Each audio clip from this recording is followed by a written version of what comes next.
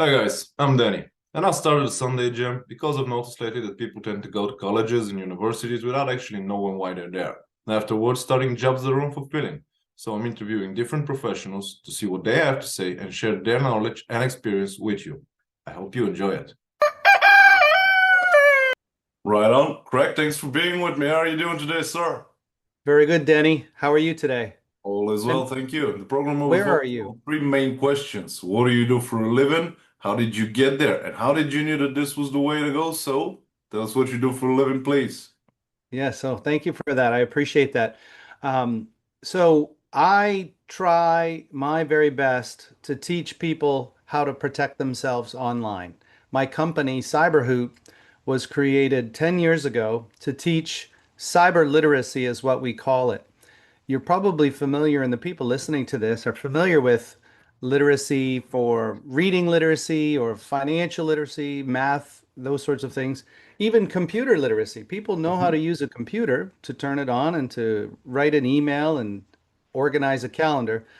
But the problem that we see, and the reason we hear about so many attacks and breaches in the news, and people are losing money from extortion and from ransomware and things of that nature, is they don't have some foundational knowledge around cyber literacy skills, how to do these computer things securely and safely. But I'm here to tell you, and anyone listening to this, the good news is it isn't rocket science. It's actually very common sense with a little bit of facts built in that you need to teach yourself. So that's what I do for a living, and I have done for 30 plus years now. That's an admirable profession, and when I saw your resume, I was very, very excited because it's super important to have such protection. If you really think about it, I've always been in the field of supply chain and finance. That's what I went to high Okay. school for, bachelor, master's degree, all related to that because I knew what I was, well, I knew what I want.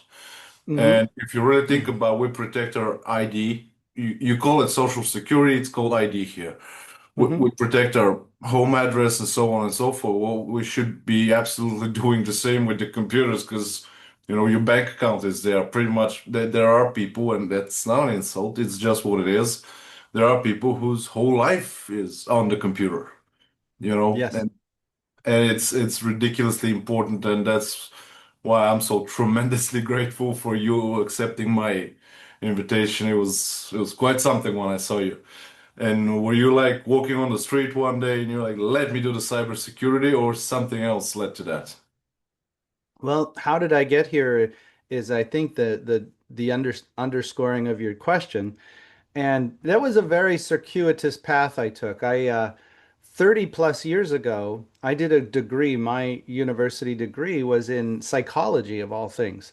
And I did that degree because as a young person, I didn't know what I wanted to become when I grew up. I was struggling to find a path. Some people, they just say, I want to grow up and be a doctor, a lawyer, an electrician, a plumber. And all of those are very admirable trades and professions. And I think that's wonderful when someone knows what they want to do. And I applaud that. And I encourage it. In fact, with my own children, I told them it doesn't matter what you become, so long as you try many things first and then decide that this one feels right for me. And so at the time, what I didn't know was what I wanted to become. What I did know was that I loved learning. I liked understanding, excuse me, what motivated people. What does, how do people learn? How do they, how does language affect the way we learn? How, why is having fun and learning more effective than maybe getting punished or failing on tests and things in the classroom? Why is it that some people do so much worse when they're be taking a test, but if they're not being tested, they absolutely know exactly what they're talking about.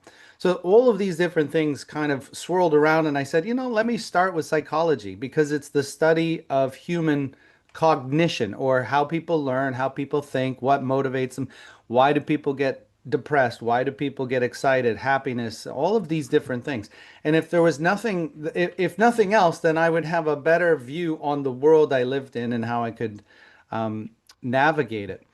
So after 4 years of university, though, I was a mediocre to reasonable student. I worked very, very hard to get reasonable grades. I have a long held belief. My brother, he worked moderately not at all, and got very good grades. He was Yeah. just much smarter than I was. And so after 4 years, I was done. I thought, no, I'm not going to get a PhD in this. I'm not that committed to learning psychology. And then that became, well, what job do I get? And so fortunately, I had another passion, which was computers. This was back in the very early days of the internet. Well, actually, not the internet, of computers. There was no internet back. What technically there was connected computers, but not very many in the early 80s. So I was on an Apple IIe computer and I had taken a couple classes on them. And when I went through university, I helped students learn how to do Word Perfect and send emails and this sort of thing. And so fresh out of college, I looked at a job offering for a firewall vendor, a company that builds computers that protect your connection to the internet. They plug you a firewall into the internet and that protects from the outside. It's like a moat around a castle. It protects things coming in and out. And so I worked there and man, I learned everything I could. I hadn't studied it in school, so I had to buy a whole stack of books, probably, 3 feet of books thickness, and learn Yeah, about respect all people that stuff. who learned those things before Google. I have deep respect for people like you. Yeah, I had to read in a book. I see the beautiful bookshelf on the side of your Yeah, screen, and that's amazing. I see probably an encyclopedia set and then some classic literature it is, on but top. it's mostly for pleasure. It's Yeah, this is the sci-fi section, and yeah, that's mostly literature for pleasure. I love those old books, and when I want to know something about a certain period, I'm actually going to a museum because they nice. have those letters from there. It's not that I don't trust Wikipedia, but I don't trust Wikipedia that much. That's interesting. I love that. Yeah, you're a very rare bird in today's world. Most people pull out their phone and they ask ChatGPT, what's the answer to this or that? And it gives you a very light, like a Yeah. generalist overview, not the depth that you're looking to learn. That's a beautiful thing, and I applaud you.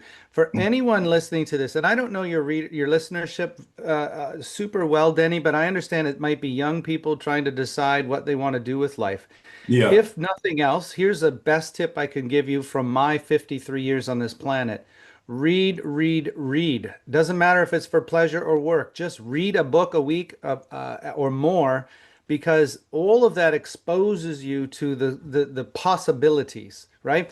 You may be standing beside an amazing door that suits your personality and your capabilities and your drive and passion, but you don't even know it exists because you haven't read about it. So read, read, read, and you will find the doors and the limitless opportunities open up to you. That's something that I did as a very young man. I read paper books. I Yeah. read, Sagan and all of the sci-fi, and I read, many of the classics. I just consumed and consumed books, and it really helped with my communications, my ability to talk, my ability to troubleshoot, and it was a very amazing adventure in each book. So I really applaud that, and I love that you do that. I think that's great. So where were we? We were talking about how did I get here? Yes, we were. I started We cybersecurity ended up back at the in firewall. at the firewall company, 1995, 6. I started at not a firewall vendor where people were just beginning to learn about the internet and plug their companies into the internet to send email to other companies and this sort of thing. It was very early. There was no World Wide Web back then. There was email. You could send an email, but you couldn't go visit a website. There were no websites yet. And so, over the course of 25, 30 years, I stayed in cybersecurity. But about 10 years ago, I discovered I could finally find my passion. And it was after a tragic event. I was fired from a position I was in. I was working for a very large bank, and there was, for a variety of reasons, a competition for one position between two people, and lots more I don't want to get into. But the Yeah. idea was I was let go, and rightly so. The other gentleman that was in the position I was working with and for the one job was better at it. And it was a godsend for me because when you're terminated from a job, it can be a earth-shattering moment. And there's a lot of introspection and thinking, what have I done with my life? What do I want to get out of life? What have I accomplished? Where am I going? Where do I want to end up? How can I leverage my strengths the best? And it was in that moment, in that introspection, where I decided to go back to my roots of psychology and overlay them with, cybersecurity and even I would say a passion for teaching. The three, if you had a Venn diagram, what was in the middle was cybersecurity, education and teaching, and psychology. And so at that moment, I contacted some of my former colleagues at one of my positions in a computer sciences corporation, and we decided to found my current company you see behind my head, Cyberhoop. Yeah. And it was the absolute best decision of my life because it married my three expertise teaching. I'm a hockey coach. I grew up in Canada and I've coached hockey and I absolutely loved it. I I used can some of the tell. psychology principles for coaching hockey. What was that? I can tell because you said you're 53, I'm 34, and you look younger than me. So I was to myself, if you're sleeping in a refrigerator or something. But now that you said you're from Canada, that makes a lot of sense. Well, you say that, but what you don't realize is below my knee right here, I have just had surgery on my meniscus. I tore it playing hockey in an old man tournament, and I've been on crutches for the last 3 or 4 weeks. I'm standing on Yeah, crutches. I am not in good shape at the moment, but I will you return. look I will great. return to good shape. Thank you. Thank you. So, when I was able to connect the dots between psychology and education and cybersecurity, I was able to help found, and I'm not the only one to take credit for Cyberhoot. There are some extremely smart people I work with, Chuck and Brad and Raf. The four of us have really come together to create a tool that addresses a real emerging threat and need in the world, and that is cyber literacy training. That's how I got to where I am today, is the marriage of all three of these. And what we've been able to do in cyber, just in a single sentence, is take the benefits of of psychology and apply it to this emerging field called cybersecurity and use positive reinforcement to teach cyber literacy skills. That's the big difference between, say, our company and most of the other companies in the field Yeah. is many companies focus on punishing bad behaviors to remove them or to reduce them. We focus on rewarding good behaviors to reinforce them, to encourage employees and people to do correct behaviors and reward that so that they repeat it and they internalize it. Those are all psychological concepts that have existed for 100 years. No, absolutely. Probably even more, and it's amazing. Mm. My my third question is, how did you knew that this was the way to go? You did cover some of that. But the Hmm. main reason I'm asking, and you're right about my audience is mostly people that are sitting here watching, like, is this curriculum for me? Is this university for me? Have I landed the correct job or not? And I've noticed that at first I thought it was a local problem, then I thought it was a Europe problem. Now I can see it's a problem. And especially over there in the United States, I know from guess, I don't know from firsthand, of course, but like I went to a private college here for my bachelor's. It was private is more expensive than, regular. Hmm. And it was like absurdly cheap. I was a bartender. I was able to cover it like that, all of it, not a problem. Wow. My master's degree, from Denmark, and it's free. I didn't pay anything. Um, I was thinking about a PhD. I couldn't start because I had some personal issues I had to resolve. But if I was going to, and I'm going to at some point, it would be like 120 euro per year, which is That's 140 US dollars. Yeah, multiply that by 100 and you start to see the costs in the US. It's insanely expensive here. Yeah, When I my degree in Canada, it was 750 Canadian dollars per semester for the tuition. yeah. It's more expensive than that, but largely that was the sum total of things. So if your listeners are young, I have to share some books that I think would be Yes, helpful please for them. do. But my main issue was not about the money because you've lost money and I have lost money. Everybody. Yes. Friendships, relationship, it's part of life. You're Yes. not gonna stop this. But when you are a young adult, you're 25, 6, 7 years old, and you've lost Yep. between 5 and 7 years of your life for something that is not about you. Because we can feel it within us when something is for us or not. It's a different level of confidence, and you start studying something that's not for you, then you end up in a sector that's not for you. You end up a bitter man or a bitter woman, and Hmm. keep that bitterness within you. But once you meet that significant others and you have children, well, you can't hide it forever. At some point, Right. it's coming out, and that's a huge That's my main problem. Losing money, I mean, you can get them back one way or another. Losing a lot of time at that young age, now that's a huge problem. And you're an amazing example because, granted, you had passion for computers. You did took a lot from your time. You studied, real studied, not Google studied. Again, just Hmm. want to highlight that. Yes. So yes, once your contract with the specific company was terminated, you already had the knowledge of psychology. You already had the love, for teaching, and you already had the competence for cybersecurity.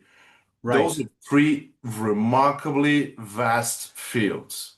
You could have chosen any number of things. You mentioned the three friends of yours, or four, that helped you build that company, but you already had those connections. So you could have pretty much went to any other direction, but you, as an already established adult, you consciously made the decision to go there. Why?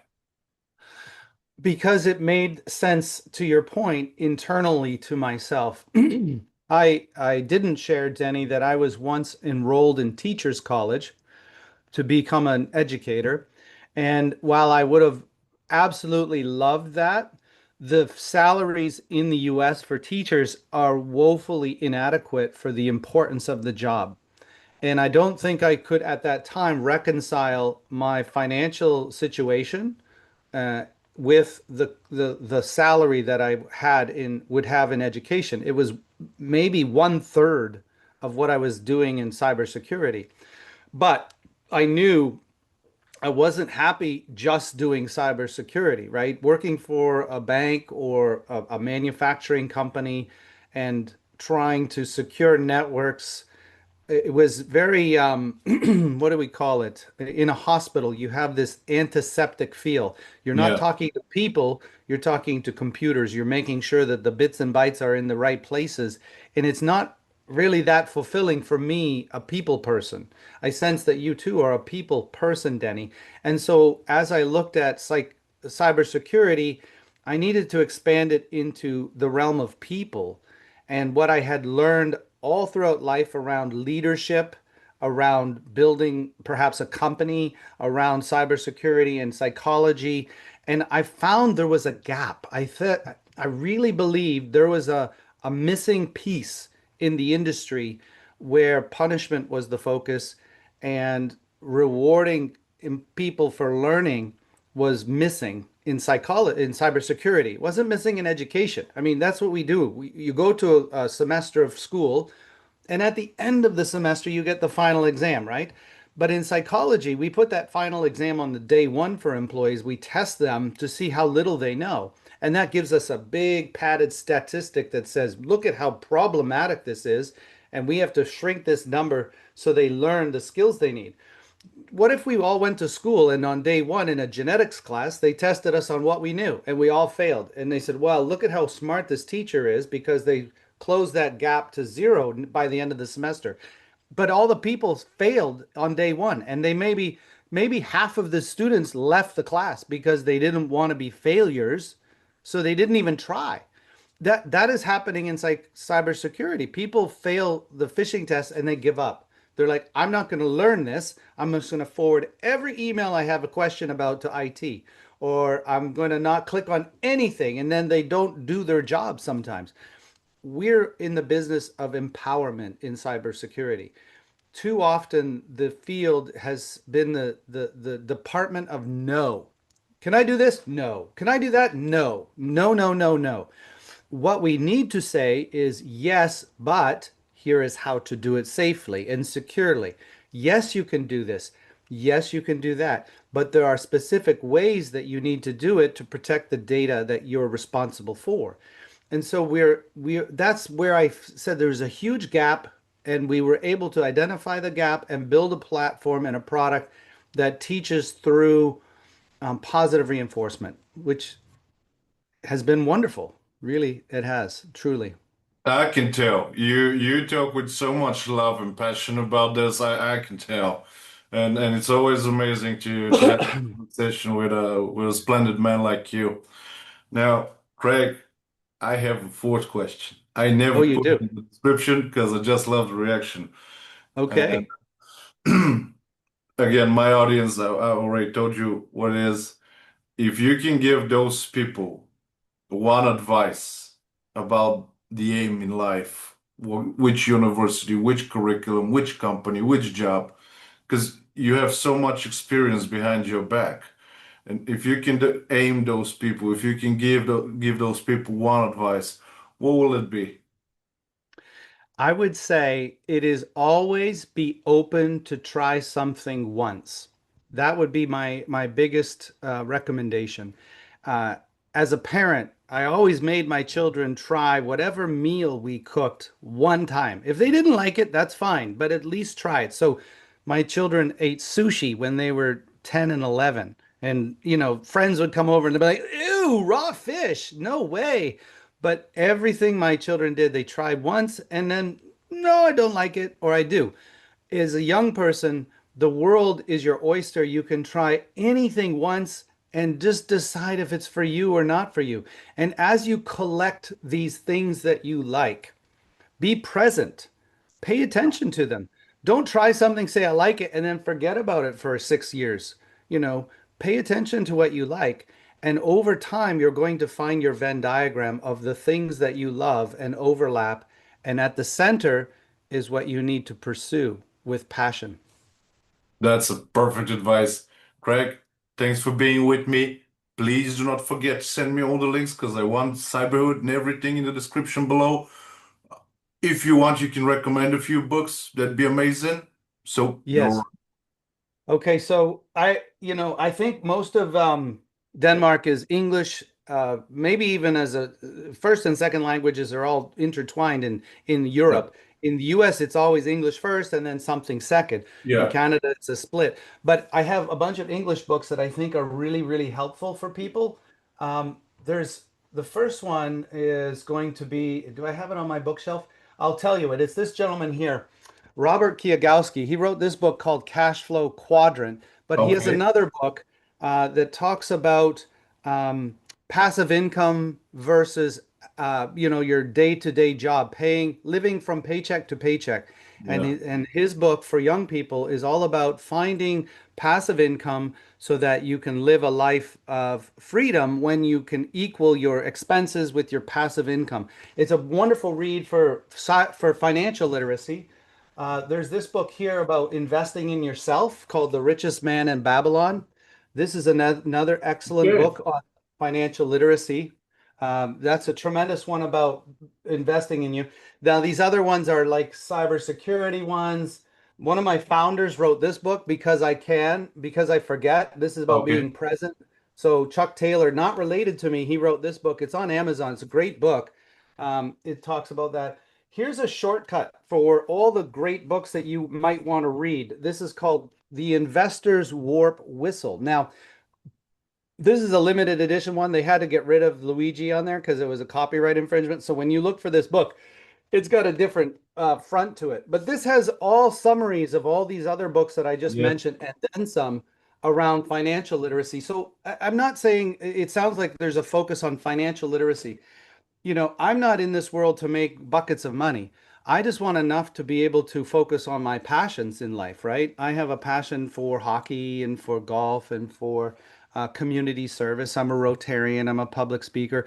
All of those things become possible if I'm not stressed about paying for food and lodging and all of, Maslow's hierarchy of needs, right? You Yeah. have to have all the base of your triangle fixed before you can achieve self-actualization. So there's that. I do want to share one link verbally with you because anyone listening to this, if you would like a leg up on anyone else in your age bracket applying for a job or seeking employment in any field whatsoever, if you learn the cyber literacy skills that we teach at Cyberhoot for free to individuals, you will be ahead of the class. You know what I mean? So go to cyberhoot.com/individuals and you Okay. will be able to sign up for all of our cyber literacy training, our annual program. It will continue indefinitely for you with a monthly video and a quarterly fishing simulation that teaches you how to fish, feeding you for a lifetime of confident, efficient, secure email processing. And if you have those skills, you're going to be ahead of your competitors in whatever field you choose. So that's for free, and that's given out to anyone that wants it. I wanted to call that. I'll put it in the email I send to you, Denny. But there Absolutely. you have it. That's what I have to share with you today. It was amazing. I agree with you 100% of this passive income. I've always worked two jobs, not because my job is I'm pretty well paid. I'm okay with what I'm getting. But my father always told me to get another job, not because of the money, but because you will not have time to buy stupid things you don't need, and then you have more money. So, I graduated in Denmark, but you're right about that. Almost every state in the European Union is the primary language and then English, so pretty much everybody speaking English here.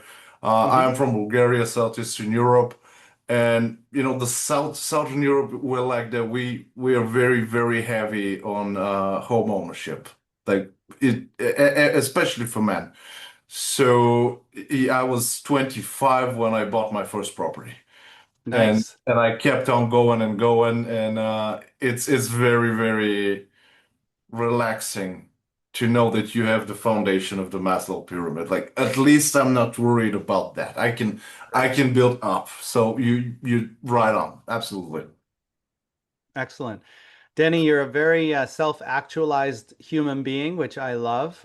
You don't always see that very often. And so when I meet someone else that is, because I consider myself to be operating near the top of the pyramid most of the time, not always. I mean, I think you change levels sometimes. Yeah. But when I am teaching and when I am in my element, I am definitely actualized and loving life and enjoying contributing more than I get out of it sometimes, you know? Oh, I know the. Thank And you with for that this said, interview, again, Danny. Craig, huge thanks for being with me. You're an amazing man. So are you. My pleasure. Thanks, Danny. Bye. Guys, I hope this one was useful. Please follow the channel on YouTube, Rumble, Twitter, Gap, LinkedIn, and Facebook. Ring the bell and all the good stuff. Have a nice week ahead, and I'll see you next Sunday.